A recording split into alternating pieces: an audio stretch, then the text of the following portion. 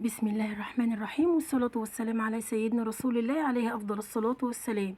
أهلا بكم معايا في مطبخ أم يوسف. النهاردة إن شاء الله هنعمل مع بعض بيتزا الأفران اللي هي بالشيء الفلاني، بتتباع ب10 وب8 جنيه. أنا جايبها لك هتعمليها النهاردة في البيت من مفيش. يعني هتعملي بيتزا بالكمية دي بنص كيلو بس من الدقيق، وكمان من مفيش يا جماعة.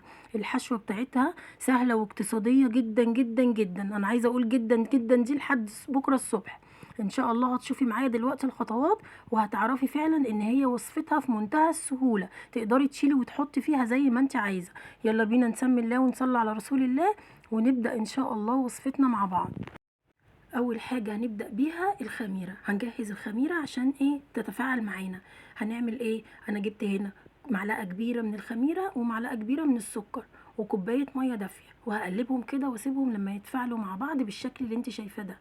وهنا جبت نص كيلو من الدقيق ونزلت عليه برشة ملح ومعلقة صغيرة من الزعتر، وكمان نص معلقة من البيكنج باودر، وهقلب كله مع بعضه. وهبدأ بقى انزل بحوالي 3 معالق 4 معالق من الزيت، وهقلبهم مع بعض. وهنزل بالخميرة بتاعتي اللي انا لسه عاملاها معاكم من شوية بالشكل ده كده.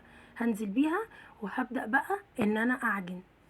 والميه يا جماعه على حسب ما العجينه تاخد معايا، لان كل الدقيق مش زي بعضه. انت يعني انواع الدقيق بتختلف من مكان لمكان. فانا هديها ميه على قد ما تطلب معايا العجينه. المهم ان العجينه ما تكونش ملزقه معايا، وتكون متماسكه وطريه وملمسها يكون ناعم. هبدا كده انا كده بالنسبه لي العجينه مش محتاجه ميه تاني، انا استكفيت بالميه دي. هبدا بس ان انا ايه اعجن. هفضل اعجن فيها كده يا جماعه لحد العجينه ما تبقى معايا طريه وملمسها ناعم، وتكون ايديا ما بتلزقش بالشكل اللي انتوا شايفينه ده. انا هنا خدت العجينه وكملت عجن على الرخامه، وكده العجينه بتاعتي خلاص مش محتاجه ان انا اعجنها تاني. هجيب بقى طبق كده وانزل عليه بشويه من الزيت كده، نقطتين 3 من الزيت، واقلبهم كده في الطبق. وبعد كده هحط العجينه بتاعتي عليه واقلب العجينه في الزيت. السطح بتاع العجينه لازم اقلبه كده، اديله مسحه كده من الزيت من فوق ومن تحت. وهنزل عليه بقى بكيس تلاجة مفتوح. انا فتحت كيس تلاجة وغطيت بالشكل ده. انا دهنت العجينه بالزيت عشان لما اشيل الكيس من عليها الكيس ما يلزقش في العجينه، ويتشال معاكي في منتهى السهوله. ودلوقتي بقى يلا بينا نعمل الصلصه المهمه جدا جدا بتاعه البيتزا، اللي ما تقلش اهميه عن العجينه نفسها. بس بقى اللايك بتاع اختك فين؟ ما تنسيش اختك في اللايك. وهنبدا بقى هنا ايه الطاسه على النار، حطيت عليه حبه من الزيت، وهنزل ب3 فصوص من الثوم. طبعا لو عندك معلقه صلصه حطي معلقه صلصه على الثوم بالطريقه دي قبل ما تنزلي بالطماطم المعصوره في الخلاط. انا ما حطيتش معلقه صلصه لان انا عاملاها لك اقتصاديه مليون في الميه بكل مكونات بسيطه. بعد بقى ما التومه اصفرت كده نزلت ب3 طماطميات معصورين في الخلاط، 3 بالعدد. وهقلب كده وهبدأ بقى انزل بالتوابل بتاعتي اللي هتخلي طعمها يروح في حتة تانية. والتوابل ان شاء الله موجودة برضو عندنا في البيت، يعني برضو مش هتشتري اي حاجة من بره. انا هنا حطيت معلقة صغيرة من الملح، ومعلقة صغيرة من الفلفل الاسود، ونص معلقة من الثوم البودر والبصل البودر، ومعلقة صغيرة من الزعتر. الزعتر يا جماعة بيخلي العجينة وبيخلي الصلصة طعمها حلو قوي. تمام كده. وهنزل بقى كده بكل التوابل بتاعتي وهقلبها. وهعمل ايه بعد كده؟ هركن بقى، هوطي عليها كده وهسيبها لحد اما تتسبك معايا وتتقل معايا. انا عايزه الميه دي كلها تتبخر معايا، عايزاها تبقى عامله زي معجون الصلصه، علشان دي اللي هدهنها على وش البيتزا. فانا مش عايزاها تبقى خفيفه، عايزاها تبقى ايه زي المعجون كده تقيله. شايفين؟ هي برضو كده محتاجه تتساب على النار كمان 5 دقايق. اسيبها كمان 5 دقايق، وبعدين هركنها على جنب لحد ما تبرد علشان اعرف ادهن بيها الوش بتاع البيتزا. تمام كده.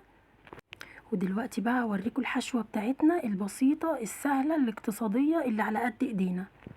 دي يا جماعة الحشوة بتاعتي. جبنة موتزاريلا زي ما انتوا شايفين كده، وطماطم انا مقطعاها بس شايلة القلب بتاعها بالشكل ده، مقطعاها شرايح. وكمان فلفل رومي، فلفل الرومي العادي بتاعنا، قطعت حبايتين كده. فلفل رومي مش فلفل الوان. فلفل عادي خالص كان عندي في التلاجة، طلعت 2 قطعتهم شرايح زي الطماطم كده بالظبط. شايفين؟ هي دي الحشوة بتاعتي، ولا حطيت لحمة مفرومة ولا حطيت فراخ ولا حطيت سجق ولا اي حاجة. حشوة يعني بسيطة بسيطة واقتصادية جدا فوق ما تتخيلي. تمام كده. ويلا بينا نبص على العجينة بتاعتنا. بسم الله ما شاء الله، اللهم بارك. شايفين يا جماعة؟ ما تتخضيش بس وتقولي هو ده نص كيلو دقيق. انا عارفه ان ممكن تقولي كده، هو الطبق بتاعي بس اكمنه واسع مش طبق غويط، فهي نفشت بالطريقه دي. بسم الله ما شاء الله. لما تنفش معاكي كده تعرفي ان العجينه بتاعتك ناجحه جدا. هبدا بقى المها كده واشيل منها الهواء وافردها بقى على الرخامه وابدا اقطعها واشكل بقى البيتزا بتاعتي. قطعت العجينه بالشكل ده وخدت جزء منه ورشيت على الرخامه دقيق وبدات افرد بقى بالطريقه دي. افردي بايديكي، افردي بالنشابة، بايديكي والنشابة مع بعض، مفيش اي مشكلة. المهم تفردي العجينة خالص بالطريقة دي. هبدأ افردها وبعدين هشكلها. وبعد ما افردها كده هجيب اي حاجة بقى عندك علبة تلاجة، عندك طبق صغير من اللي بتغرفي فيه الشوربة، اي حجم انت عايزاه. بصي انا بالنسبة لي جايبة علبة تلاجة اهي، الحجم ده كده حلو قوي. وهبدأ بقى كده اقطع في العجينة بالشكل ده. شايفة؟ هتلمي بقى الزيادة دي عشان بعد كده تبدأي تفرديها من تاني. شايفين؟ هعمل ايه بقى؟ هجيب بقى صينية، عندك صينية عندك صاج، اللي عندك اشتغلي بيه مفيش اي مشكلة. انا عندي صينية، جايبالك صينية عادية جدا اهي. هدهنها اهي، دهنتها من تحت دهنة زيت، وهبدأ بقى ارص فيها كل البيتزا اللي انا قسمتها ديت، وهحط الحشوة بقى بتاعتي. طبعا الحته دي جريت معايا، معلش انا بعتذر. انا دهنت وش العجينه بالصلصه اللي انا كنت لسه عاملاها معاكم، وبعد كده نزلت بالحشوه شويه شويه اهو، وزعتها كده شويه هنا وشويه هنا بالتساوي. هتطلع معاكي حته بيتزا عملتيها يا جماعه، يعني هتعملي بيتزا من مفيش والله صدقيني. هتلمي شويه حاجات من عندك في التلاجة وهتعملي بيتزا من مفيش. شايفين اهو كل حاجه قدامكم بالطريقه دي كده. هحط الاول معجون الطماطم اللي انا حطيته هدهن بيه، بس يعني حاولي تدهني تزودي شويه كده على العجينه، وبعد كده تنزلي بالفلفل والطماطم والجبنه الموتزاريلا. ولو ما عندكيش جبنه موتزاريلا مفيش اي مشكله. شايفين شكلها يا جماعه عامله ازاي؟ هحطها بقى في الفرن واوريكي شكلها بعد ما تطلع عامله ازاي. بسم الله ما شاء الله، اللهم بارك. شايفين كام واحدة يا جماعة؟ حوالي 30 واحدة وزيادة، عملتهم من نص كيلو دقيق.